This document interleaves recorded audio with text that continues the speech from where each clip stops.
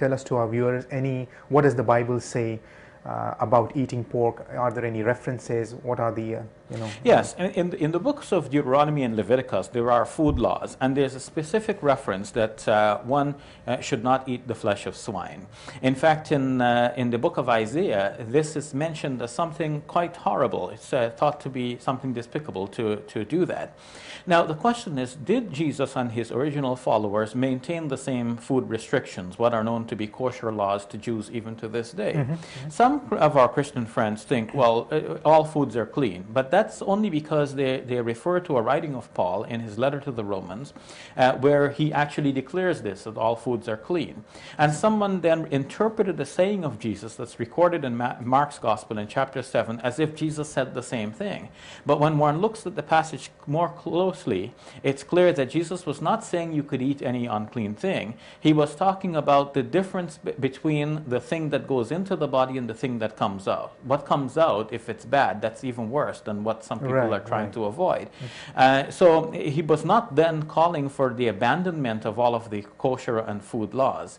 He was still maintaining the laws himself. In fact, it is shown that in the Acts of the Apostles, the disciple of Jesus, Peter, in chapter 11, says, "No, Lord, nothing unclean or impure has ever entered my mouth." So it shows that he was still maintaining the food laws.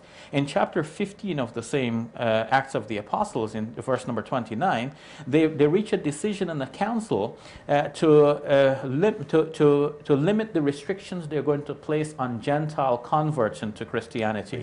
And they said, we're only going to restrict them 4 things. They didn't mention the pork.